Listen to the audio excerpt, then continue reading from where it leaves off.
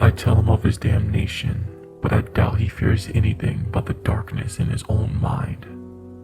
If you do not sub, like, or comment, I will rip you limb from limb.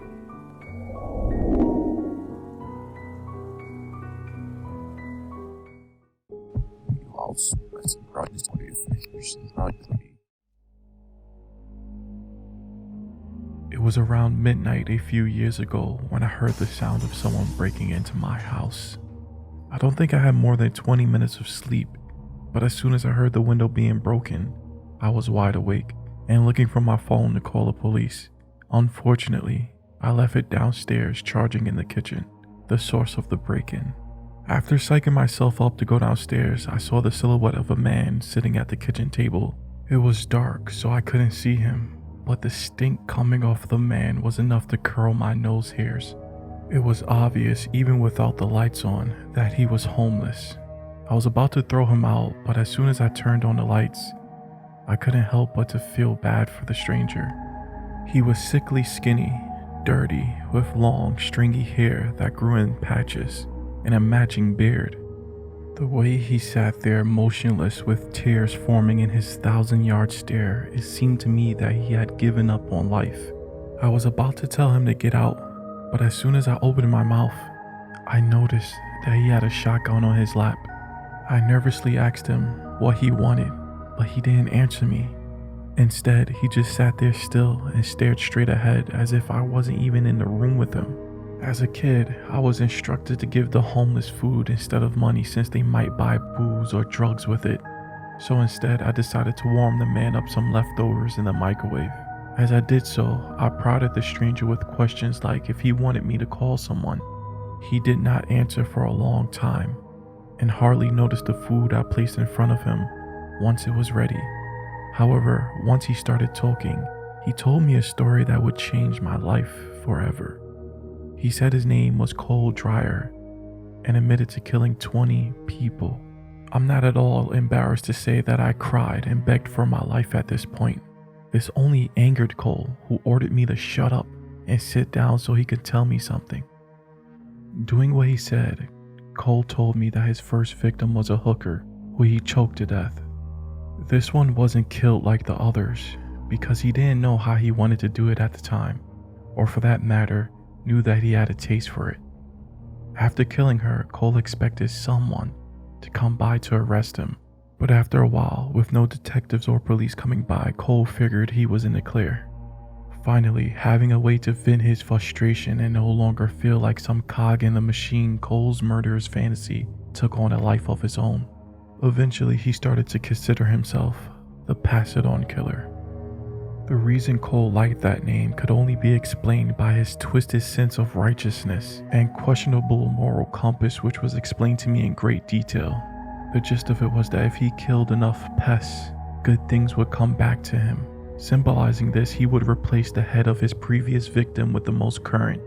Realizing killing people he knew was a sure way of getting caught, Cole learned what questions to ask complete strangers to discover the pests in their lives, because who didn't like talking about themselves?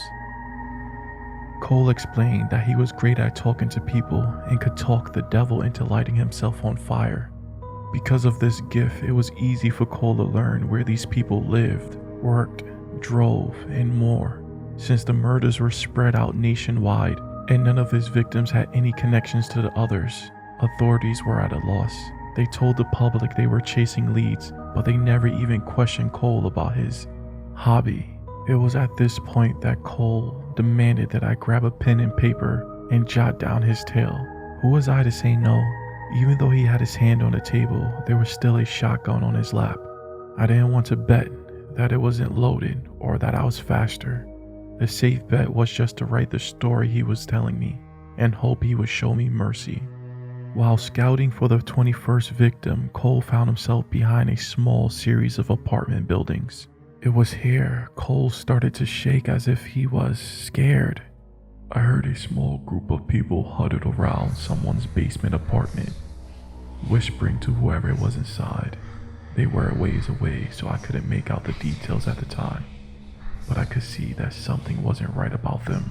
They were dirty, long, greasy hair, and beards, but there was something else about them.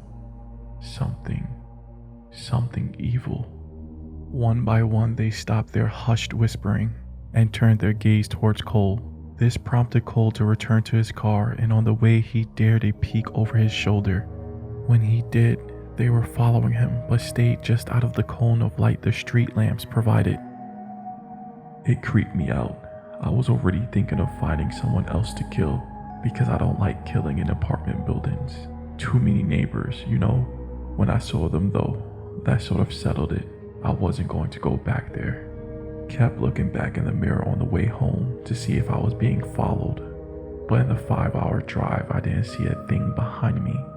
The next day, however, I noticed a car driving slowly through my parking lot every few hours. I was smoking lots of weed at the time and figured I was just being paranoid. But the next night I woke up to tapping on my door. As Cole explained to me what happened next, he started to rock back and forth the way I've seen children do in an effort to calm himself down before continuing his story. Thought it was my imagination at first, but then I started hearing my name being whispered from the hallway. When I realized I wasn't imagining the noises, I looked out the peephole. Cole described at least 5 filthy and malnourished faces partially covered by long, unkempt hair that did little to hide their dark, sunken eyes that shined with a kind of hate and sin that even the passed-on killer feared. They spent the entire night begging me to come out. In the building called home, it wasn't uncommon to hear drunken exes pound on doors demanding to be let in, so their begging went on for hours. Eventually, a neighbor Cole never bothered to get to know but shared a thin wall with decided to open the door to tell the strangers to keep it down. She stopped mid-sentence the moment she saw them. Cole explained. They pushed her back into her apartment and all piled in. They were tearing through her place for a while, and when she cried or begged or groaned, they laughed. Eventually, they made the woman call out to Cole and to beg him to come out from his apartment. Whenever she did, they would laugh and instruct her to say it louder. She would comply with their demands and her reward would be getting hit more. When Cole refused to open the door or respond, they grew bored and started getting violent with the woman. First, the sounds of punches and things getting broken, but then, Jesus, they were eating her. It was loud and wet. It lasted until the sun came up. I didn't want to interrupt someone who was obviously crazy. After all, who knows how a madman thinks? The best course of action for me to take was to remain silent and allow Cole to go on for as long as he wanted. Cole didn't leave his room until noon. By then, he was confident they were gone and that it was safe to leave. There was no way I was going to stay there. No fucking way. Cole barely touched the meatloaf I heated up for him because he was too distraught. Considering how he looked, I thought he was going to inhale it. After packing his car and making sure to remember the head of his previous victim, who he kept on ice, Cole went to some army surplus store to get what he needed to get away for a while. To Cole, this meant staying at a seedy hotel. About a week later, I was getting some grub at some grocery store. Just walking in the parking lot and minding my own business, right? They drove up right behind me and laid on the horn. I didn't even bother getting something to eat after that. I just wanted to get the hell out of there. By the time Cole remembered that he left the head of his previous victim back in the mini fridge at the hotel, he had already crossed 2 state lines. I could tell this bothered him even before he let out a dry laugh about how he has completion anxiety. At this point of the story, Cole had to take a moment, and knowing that he had a shotgun on his lap, I gave it to him, hoping my kindness would be repaid and I could keep my head once he finished his tale. I poured him some milk and offered him the rest of the baby carrots I had in the fridge. Cole traded his car for a van shortly after that encounter because there was no doubt that whoever was following him knew what he was driving. At least I could sleep in a van, right? Saves money on hotels and shit. It only took 5 weeks or so after trading in for the van that Cole crossed his pursuers' paths again. This time he was in deep sleep when he heard them say his name, causing his eyes to shoot open, immediately locking on the dark eyes of a woman with the same sinister resemblance as the men Cole had seen outside his apartment. However, without a beard, this woman's disfiguration was more noticeable. At first, I thought it was a cleft lip and chin, but it wasn't. The few teeth that she had were small and brown and grew fucking everywhere. Cole explained as his dirty fingers fidgeted with the gun in his lap, like the gums and the inside of the cheeks and shit. Even in the dark, Cole could see their black eyes glow with hateful light. And when he turned on the engine, the headlights revealed dozens of her family, standing 10 or so feet apart. Some were naked, Cole explained, his eyes growing distant as he was reliving that painful memory. They were standing still, smiling, and just looking at me, like they were giving me permission to leave. Cole told me that he swerved to hit a few with his front tire, or to at least clip them with the van. Fat ass. However, they all stepped to the side, effortlessly avoiding getting run down. When I got the opportunity to ask what he meant by her family, he revealed that was a recent term given to them.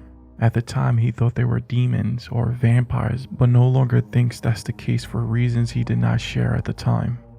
After that encounter, Cole abandoned the van and stole a car. It was confessed to me that he would steal a new car whenever he felt that they were closing in on him. This feeling usually came with the sensation of tightening of his chest or his balls, and was triggered by anything from something he imagined seeing in the corner of his eye to the cries coming from a murder of crows. Zigzagging across the country, Cole made every effort to forever rid himself of these people and the hateful pulse that resonated from them. Cole would stay inside at night, and if he could, he would sleep during the day. He would pass the time by reading and listening to music. It was a surprise to me that he preferred classical considering how he looked. My shock must have been apparent because Cole explained that Vivaldi Concerto No. 5 was his favorite and thanked his mother for getting him into tasteful music. While on the run, Cole would take odd jobs here and there to pay for what he needed to survive. A tractor assembly line in Michigan, a toll booth operator in Florida, and a semi-weight station in Nevada. Whatever job paid him in cash, and as long as he didn't have to work at night, no matter where he found work, he would not stay long before feeling that they were closing in on him, and would more often than not leave before getting his paychecks. I will spare you the details of what Cole felt he had to do in order to survive up to this point. Up to now, he had been talking to me, a captive audience due to the shotgun on his lap for well over 4 hours. The night Cole came to my house was shortly after leaving a place he had stayed at for about 3 months, a loft above a bar in northern Canada. When asked why he would want to live above a bar while on the run, Cole shrugged and said that he thought that a bar full of people at night would keep him safe. When they finally arrived, they softly cried out his name from the back alley under his window. With all the music being played downstairs, Cole had no idea how long they'd been calling, but the moment he knew it was them, the giggling began. They flattered Cole by saying they were his biggest fans and tried to prove it to him by telling him details that only the pass-it-on killer would know. Cutting off a head is hard. Even if you have power tools, it's messy shit. Took a while before I got the hang of it though. Cole confessed, obviously to my disgust. I rigged a bike pump to a catheter, snaked it through the axillary nerve until it reached the superior vena cava. It only took about 2 minutes before the blood stopped flowing, and by then removing the head was pretty much blood free. Cole swore to me that up to this point he never spoke to them, but that night at the bar he finally had enough and accused them of being vampires due to the fact they needed permission to come in. As soon as I said that, everything went silent. I must have been used to the sounds they were making because I didn't notice it until it stopped. That's when someone with a strange accent told me that they were not a vampire, but in fact something else, something that Cole never finished this thought. In the silence that followed, I didn't know what he was going to do, and this terrified me. It might have been lack of sleep on my part, possibly even momentary insanity, but I had to know who or what was chasing Cole. When I asked, he didn't answer. so I pressed my luck and asked him what else needs permission to enter a house other than vampires. Again, he didn't answer, and even though I knew it was a mistake to poke the bear, I started to ask again. As soon as the words started to leave my mouth, Cole reached into his inner breast pocket and pulled out what I thought at the time was paper napkins. After inspecting it for a moment with an expression I have never seen before, Cole slapped them down on the table between us. Written on them in everything from pen to marker to pencil were the messages, "Let us in," "Open the door," and more. It was hard to tell what else was said because the writing overlapped. However, it was clear to me that these messages were written by dozens of people. As I picked one up to look at it a little closer and possibly ascertain what was written, my finger rubbed the glossy underside. Turning it over, I saw that it was a photograph, and in it Cole was sleeping in what appeared to be a small apartment. The next appeared to be him in an abandoned bus, a dirty attic, and so on. In some of the pictures, Cole looked 20 years young, and it made me wonder just how long he was on the run for. I know that stress can prematurely age people, but I had a hard time believing that the person in the picture and Cole were one and the same.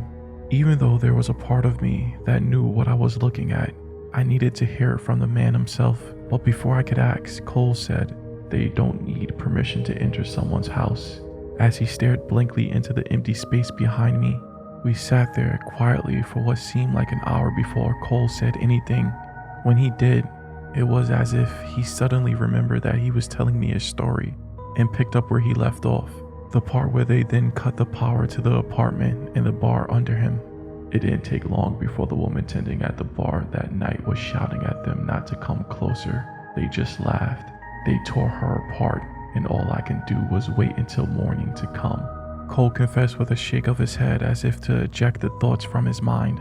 Thing is, Canada has some long nights during the winter, and I only had enough food for a few days. Cole didn't tell me how long he stayed in that room for, and I didn't want to ask.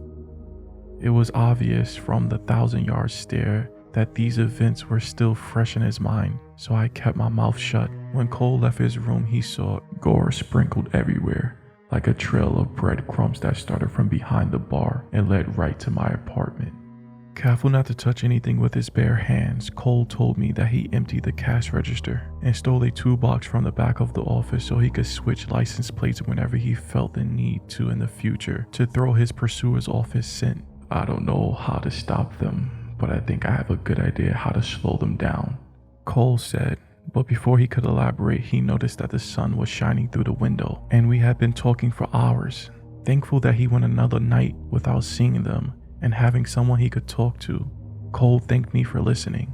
I didn't know what to say to such a story. What could I say? In the pregnant silence that followed, Cole and I filled the void by rambling about whatever came to mind.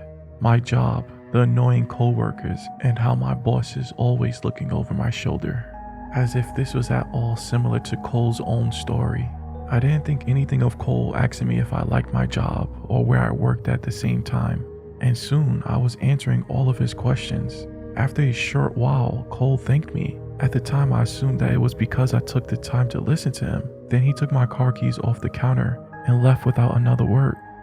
It might have been 10 minutes after Cole left before I called the police, and all I said to them was that my house was broken into and that my car was stolen. After all, if I said anything else, it might make me look as crazy as Cole. The more distance I put between myself and that night, the less real it felt. But the reality set in once I learned that my boss was found dead a few days later. According to the local newspaper, the Whisper Alley Echo, pieces of my boss were found all over his bedroom. Most people in town considered this to be a rumor to stir up newspaper sales, and I wanted to agree, but it was hard to, considering Cole's tale. In the back of my head, the idea of what Cole told me being true kept teasing me. It bothered me so much that I ended up hiring a private investigator, a decision I came to regret. I would rather be ignorant of what came next. A week after hiring the PI, I received a phone call informing me that my boss's head was found in the middle of another bloody mess all the way in Cleveland. Over the next few weeks, I kept thinking of the story Cole told me. If those thoughts weren't front and center, they were creeping in the back, ready to pounce on happy moments to turn it sour. It didn't take long before I started seeing dark patches dart from one shadow to the next, disappearing as soon as I turned to look at it. At first, I chalked this up to being a mouse, or the reflection of my glasses, or the lack of sleep. After all, it was much harder to sleep in a house that was broken into. Hoping it wasn't mice because of my hatred towards them, I bought some medicine in town so I could get some rest at night. It worked wonders when it came to getting shut-eye, but did nothing to stop me from seeing these shadows. With an embarrassing frequency, I would imagine the reflecting eyes on the side of the road were Cole's night visitors, or think of them whenever I heard the house settle. It was as though toying with the idea of them being real was enough to invite them into my life.